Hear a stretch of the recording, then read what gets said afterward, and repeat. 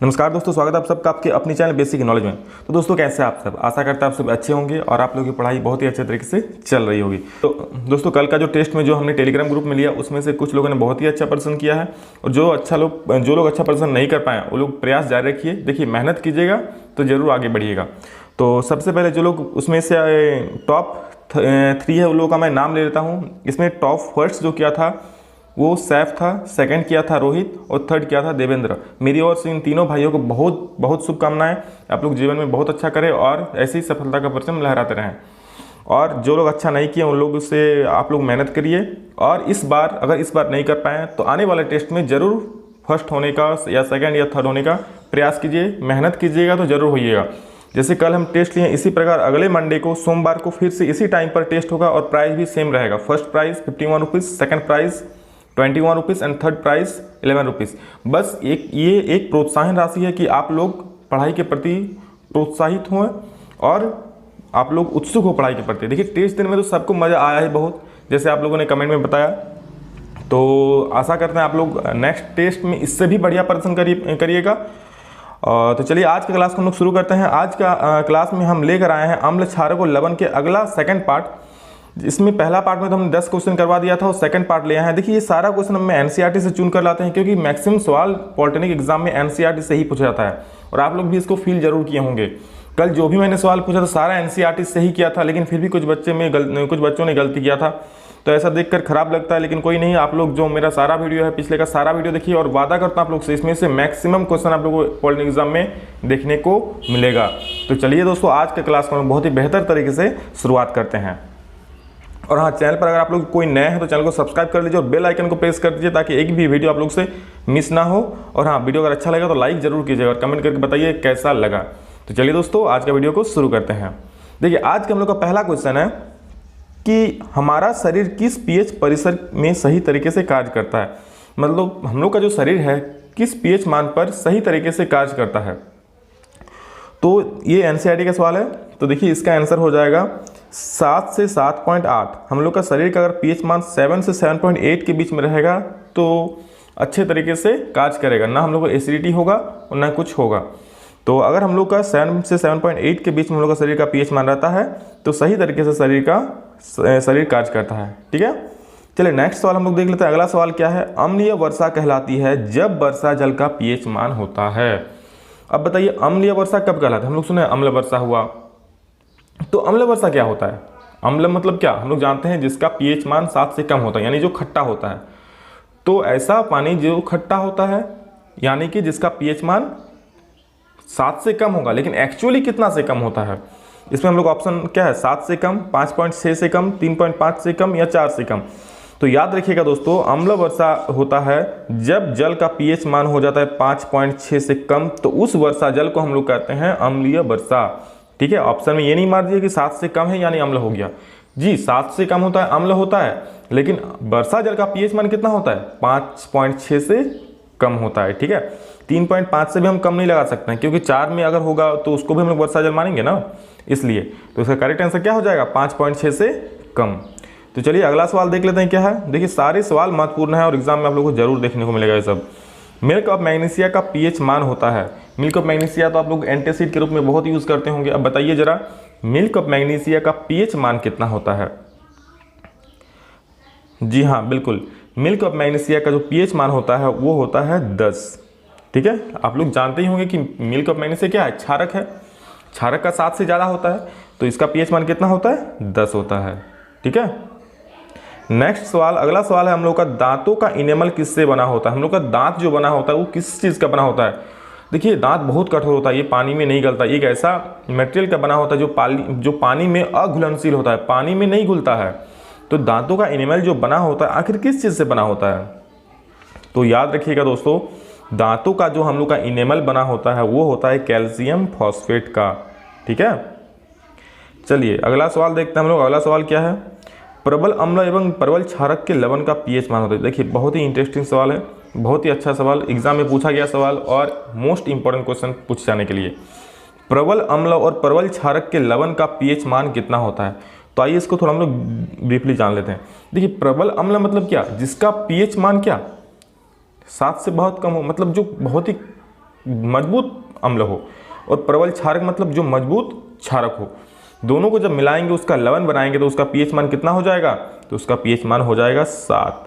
अब उसका पीएच मान हो जाएगा 7, ठीक है। अब देखिए, आप मान लीजिए बहुत ही दोनों ताकतवर इंसान है, समान ताकतवर है, ठीक है। अब दोनों को लड़ाइएगा तो कोई जीतेगा नहीं, दोनों बराबर में रहेगा, या तो दोनों मरेगा या फिर दोनों थक हार के बैठ जाएगा।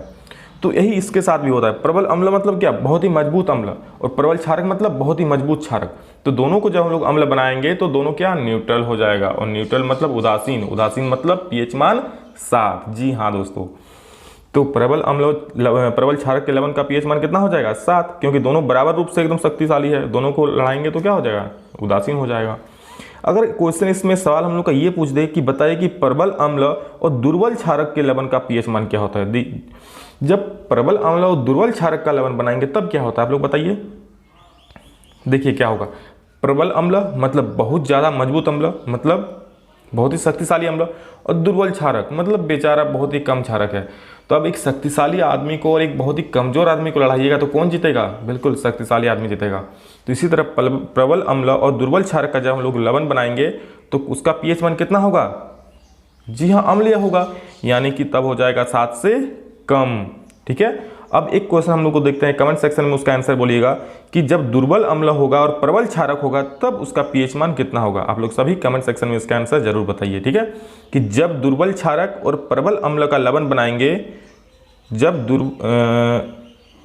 दुर्बल अम्ल और प्रबल क्षारक का लवण बनाएंगे तो उसका पीएच मान कितना होगा, ठीक है। चलिए नेक्स्ट क्वेश्चन यानी कि अगला सवाल हम लोग देखते हैं। 6 नंबर क्या है? खनिज नमक का रंग कैसा होता है? सर नमक तो सुने थे, खनिज नमक क्या होता है? तो आइए बताते हैं खनिज नमक क्या होता है। हम लोग जो घर में नमक खाते हैं वो कहाँ? समुद्री जल से प्राप्त होता है। समुद्री जल से सोडियम क्लोराइड को अलग करके निकाला जाता है और वो हम लोग को उसका फिर फिल्ट्रेशन होता है, फिर हम लोग घर में नमक के रूप में पहुँचता है। यहाँ तक तो हम लोग जानते हैं, लेकिन ये खनिज लवण क्या होता है और उसका रंग सर कैसा होता है? तो जब समुद्र बहुत जुगों जुगों के व्यतीत होने के बाद, यानी कि बहुत सालों वर्षों बहुत वक्त बीत जाता है, तो समुद्र कुछ भाग सूख जाता है। और चूंकि समुद्र जल में लवण होता है, बहुत सारे लवण होते हैं, तो जब सूख जाता है तो लवण चट्टान के रूप में इकट्ठा हो जाते हैं और उसी लवण को हम लोग कहते हैं खनिज लवण। जी हाँ बिल्कुल, जैसे कोयला को जैसे निकालते हैं वैसे ही खनिज लवण को भी निकाला जाता है, ठीक है। खनिज मतलब क्या? जो पृथ्वी की भूपटपट्टी से पाया जाता है, जो भूपटपट्टी पर पाया जाता है वही तो खनिज कहलाता है। तो इसी प्रकार उस लवण को भी हम लोग निकालते हैं, और ये कब मिलता है? जब बहुत वर्षों के व्यतीत हो जाने के बाद समुद्री जल सूख जाता है तो वहाँ लवण का चट्टान जैसा उत्पन्न हो जाता है। उसी से हम लोग जो लवण निकालते हैं उसे हम लोग कहते हैं खनिज लवण। और सर इसका रंग कैसा होता है? तो इसका रंग होता है भूरा कलर का, ठीक है। इसका रंग कैसा होता है? भूरा कलर का। चलिए एक क्वेश्चन मुझे नहीं लगता कि आज तक पूछा है, लेकिन हाँ एग्जाम की दृष्टि से बहुत ही इंपॉर्टेंट सवाल है, क्योंकि ये एनसीईआरटी का है और ये अब तक क्वेश्चन नहीं पूछा गया है, तो मैं तो इसको हॉट्स में मानता हूँ, ठीक है। चलिए नेक्स्ट सवाल देखते हैं। अगला सवाल, कोई भी प्रॉब्लम होगा, कोई भी डाउट होगा, आप लोग कमेंट सेक्शन में पूछिए। और ज़्यादा जानना है तो आप लोग हमारे टेलीग्राम चैनल से जुड़िए, मुझसे वहाँ पे आप पर्सनली कनेक्ट हो पाइएगा। पढ़ने में बहुत ज़्यादा मज़ा आएगा। और वहाँ पर वीकली टेस्ट कराया जाता है, क्विज का आता है, उस क्विज होता है जिसमें आप लोग को प्राइज़ भी मिलता है, ठीक है। अब मैं सोचता हूँ कि वीक में कम से कम 3 दिन ऐसे टेस्ट कराऊँ आप लोग को, ताकि आप लोग का एग्ज़ाम का और अच्छा से प्रिपरेशन हो जाए, ठीक है। तो देखेंगे उसके बारे में। चलिए नेक्स्ट सवाल देख लेते हैं क्या है। सोडियम क्लोराइड के जल या विलयन में विद्युत प्रवाह करने पर क्या प्राप्त होता है? जब हम लोग सोडियम क्लोराइड के जल या विलयन में इलेक्ट्रिसिटी पास करते हैं तब क्या प्राप्त होता है हम लोग को? तो देखिए सोडियम क्लोराइड का जल या विलयन यानी कि जब हम लोग NaCl सोडियम क्लोराइड का जल या विलयन मतलब H2O, अब इसमें से हम लोग क्या पास करवाएंगे? इलेक्ट्रिसिटी पास कराएंगे, ठीक है। इलेक्ट्रिसिटी पास करवाएंगे तब देखिए क्या मिलता है हम लोग को। जब हम लोग सोडियम क्लोराइड के जल या विलयन में इलेक्ट्रिसिटी पास करवाएंगे तब हम लोग को मिलता है NaOH प्लस Cl2 और प्लस H2, ठीक है दोस्तों। जब सोडियम क्लोराइड के जलीय विलयन में हम लोग क्या पास करते हैं? इलेक्ट्रिसिटी पास करते हैं, तब हम लोग को मिलता है NaOH plus Cl2 plus H2। इसको हम लोग इसको संतुलित कर लेते हैं। तो क्लोरीन कितना है? 2 गो, तो यहाँ 2 देते हैं, सॉरी, तो यहाँ हम 2 देते हैं। और जिस 2 के कारण हम लोग का सोडियम 2 हो गया तो यहाँ पे 2 देते हैं, हाइड्रोजन हो गया 4 तो यहाँ दे देते हैं 2, संतुलित हो गया। ठीक है, तो हम लोग को पता चल गया क्या, जब सोडियम क्लोराइड के जल या विलयन में हम लोग इलेक्ट्रिसिटी पास करते हैं तो हम लोग कौन सा चीज़ प्राप्त होता है, जी हाँ बिल्कुल, सोडियम हाइड्रोक्साइड प्राप्त होता है, और साथ में क्या, क्लोरीन गैस और हाइड्रोजन गैस प्राप्त होता है। ठीक है, तो चलिए देख लेते हैं ऑप्शन में हम लोग क्या क्या है। तो अब आंसर तो पता चल ही गया, क्या हो जाएगा, सोडियम हाइड्रोक्साइड यानी कि NaOH। चलिए बहुत अच्छा। नेक्स्ट क्वेश्चन देखते हैं, अगला सवाल क्या हम लोग का, धावन सोडा में कितने अणु जल का क्रिस्टल रहता है। धावन सोडा से आप लोग सभी परिचित होंगे ही, Na2CO3 हम लोग जिसको कहते हैं, उसका एक्चुअल रासायनिक सूत्र क्या होता है धावन सोडा का, Na2CO3.10H2O होता है ना। क्या होता है एक्चुअल, Na2CO3.10H2O। अब सर इसमें जल का क्रिस्टल, जी हाँ यही वाला कहलाता है जल का क्रिस्टल। ठीक है, तो देख के आप लोग पता चल ही गया कितना अणु जल का क्रिस्टल है, 10 अणु। अब देखिए धावन सोडा तो होता है सूखा रूप में, ठीक है, तो उसमें जल का क्रिस्टल भी, जब किसी पदार्थ में जल का एक निश्चित मात्रा रहता है, जल का एक निश्चित क्वांटिटी रहता है, ठीक है, 1 अणु 2 अणु, तो उसको हम लोग जल का क्रिस्टल बोलते हैं। तो इसमें जल का क्रिस्टल कितना है, 10 अणु है। इसको जब हम लोग गर्म करते हैं तो ये जल का अणु हट जाता है इसमें से। तो देखिए कितना हो जाएगा धावन सोडा में जल का क्रिस्टल, तो हो जाएगा 10। चलिए अगला सवाल देख लेते हम लोग, क्या है, जल की अस्थायी कठोरता को हटाने के लिए किसका प्रयोग किया जाता है। जल में जो कठोरता होती है, हार्डनेस होता है, उसको हटाने के लिए हम लोग कौन सा चीज़ का यूज़ करते हैं।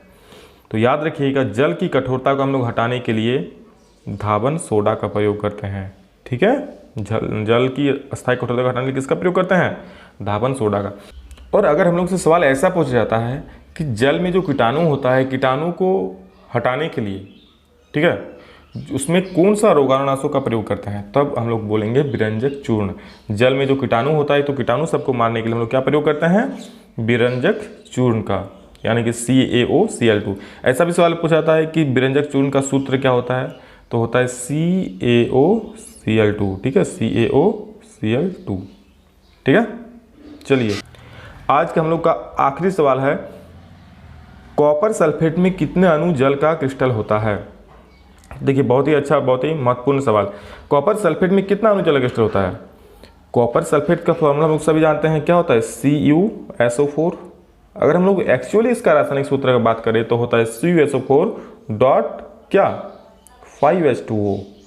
ठीक है, तो इसमें आप लोग को दिखाई मिल रहा है कितने अणु जल का क्रिस्टल हो रहा है, 5 अणु। तो क्या हो जाएगा, 5 अणु। तो कॉपर सल्फेट में कितने अणु जल का क्रिस्टल होता है, 5 अणु जल का क्रिस्टल होता है। ठीक है, जब हम लोग इसको गर्म करते हैं, जब हम लोग कॉपर सल्फेट को गर्म करेंगे तब इसमें से ये 5 अणु हट जाएगा, क्या बच जाएगा, CuSO4 बच जाएगा। अभी हम बोले कि जल का क्रिस्टल का मतलब उसमें जल का कितना अणु है। ठीक है, जब एक निश्चित मात्रा में जल का अणु रहता है उसे ही हम लोग जल का क्रिस्टल कहते हैं। अगर इसको हम लोग गर्म करते हैं, हीट करते हैं, तब ये अणु हट जाता है, तो हम लोग को बचता है CuSO4। ठीक है, तो चलिए दोस्तों आज के लिए इतना ही। आशा करता हूं आप लोग क्लास बहुत अच्छा लगा होगा, और कैसा लगा है कमेंट करके बताइए, और वीडियो अगर अच्छा लगा तो लाइक ज़रूर कीजिए। ठीक है, और अपने दोस्तों के साथ शेयर कीजिए। और अभी तक अगर आप लोग टेलीग्राम चैनल में नहीं जुड़े हैं तो डिस्क्रिप्शन में उसका लिंक दिया हुआ है, जाके जुड़ सकते हैं। और नहीं तो आप लोग टेलीग्राम में जाके सर्च कीजिए basic knowledge by Vikas sir, आप लोग को मिल जाएगा। वहाँ से आप लोग बहुत ही अच्छा क्विज हो रहा है, बहुत ही आप लोग का दोस्त सब दे रहा है, वहाँ से आप लोग ज्वाइन होकर दे सकते हैं। और चलिए आज के लिए इतना ही, अच्छे से पढ़िए, मस्त रहिए, खेलिए, पढ़िए। चलिए फिर मिलते हैं। जय हिंद, वंदे मातरम।